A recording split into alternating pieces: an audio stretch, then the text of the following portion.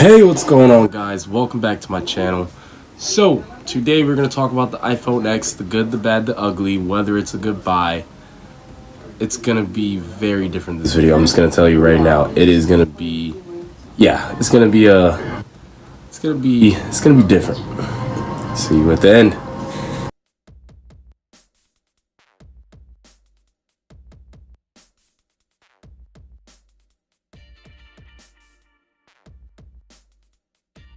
The iPhone X does not have a bezel-less display.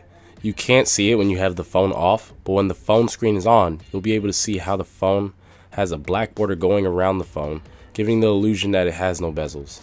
But other than that, the phone has a higher screen-to-body ratio than the iPhone 8 or 7, which is a good thing because I was tired of those thick bezels on the iPhone 6 through 8.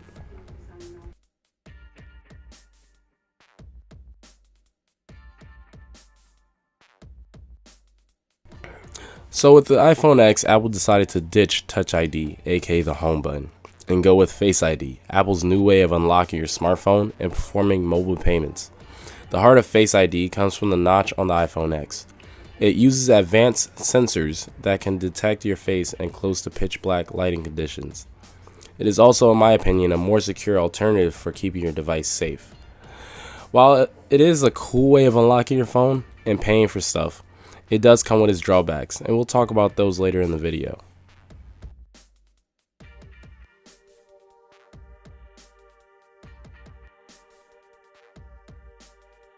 Finally, Apple changed the design of the iPhone to something more modern. The iPhone X sports an all-glass design plus a bezel-less display with a stainless steel band wrapping around the phone, which gives it a premium feel in the hand. The iPhone X is also a bit on the heavier side in terms of weight. The iPhone X weighs 175 grams compared to the 150 grams of the iPhone 8. Only the bigger iPhone 8 Plus weighs more at a whopping 202 grams.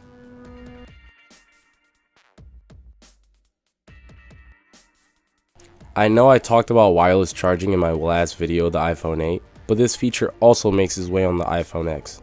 The only plus about wireless charging, in my opinion, is cutting the cord. Instead of plugging the lightning connector in your phone to charge it, you could just plop it on the wireless charger and it'll start charging.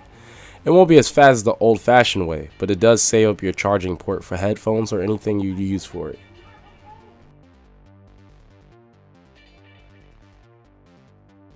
The iPhone X uses the same exact camera sensor as the iPhone 8 Plus, which is a dual 12 megapixel camera with optical stabilization and an 1.8 aperture, while the secondary camera, aka telephoto lens, uses a 2.4 aperture. The front-facing camera is 7 megapixels. Both have portrait mode, which is still in beta. Doesn't really look that good, trust me. It's hit or miss as far as the pictures. Both of these phones record video in 4K at 24, 30, or 60 frames per second on the main camera, and on the front-facing camera, 1080p video that can also record video at 120 frames per second or 240 frames per second.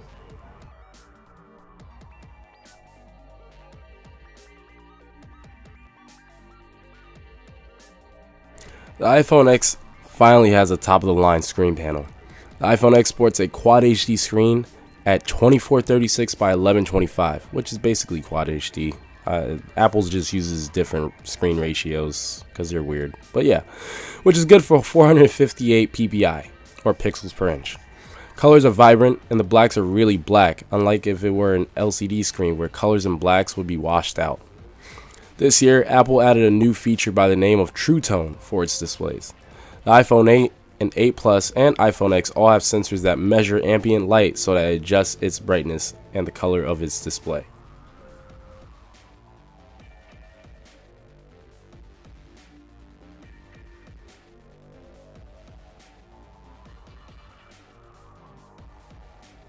As I talked about earlier in the video, Face ID is a new poster feature for the iPhone X. As I've already said, the feature is fun to use, but it has its drawbacks. One of them being its inconsistency sometimes with unlocking the phone from your face. I'd say out of 10 times I'd use Face ID to unlock the phone, it works generally about 7 or 8 times. With Touch ID, it was definitely 8 or 9 times out of 10 that I was unlocking my phone, basically. While 10 to 20% doesn't seem like a lot, it is a lot when you're spending money on a phone whose price range is up there with MacBooks.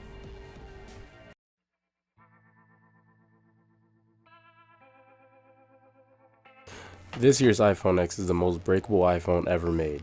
Numerous drop tests have been made with horrible results. Part of the reason is the iPhone X's all glass design, but the weird thing is, Apple claims this is the strongest glass they've ever used on an iPhone. Apple, just stop lying to us, please. My advice is to buy a case for this phone because to repair this phone is really expensive. To repair the screen on the iPhone X, it is $269, and for all other damages, it's $549. Half a grand. Compared to $169 for the screen repairs and $399 for all other damages on the iPhone 8 Plus.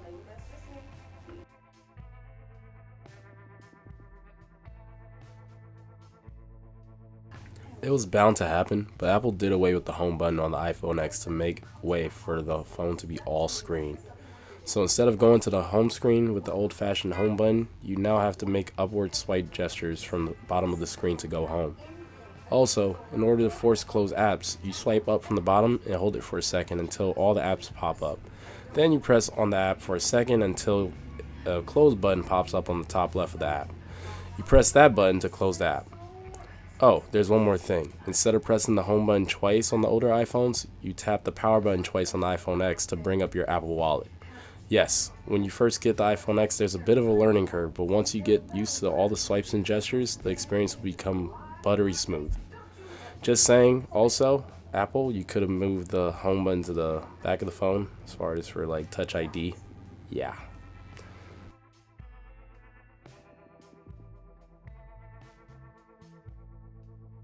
So I'm just going to say this about the iPhone X battery life.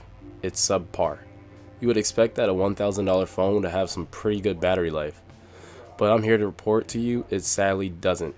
I'm not a power user, but on a day with moderate to some heavy usage, I'm definitely charging my phone at least once at the end of the day, so I can make it home.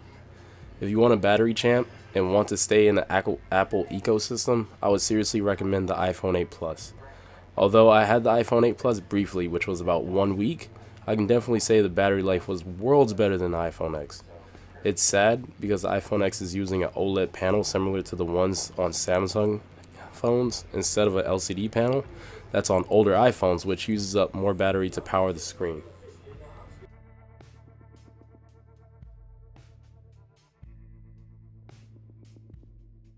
The iPhone X starts at $999, and after taxes, it comes up to a whopping $1,087. It's really hard to recommend this phone to people when the price is so high. But if you can get past the price, the iPhone X is really one of the best phones out in the market right now.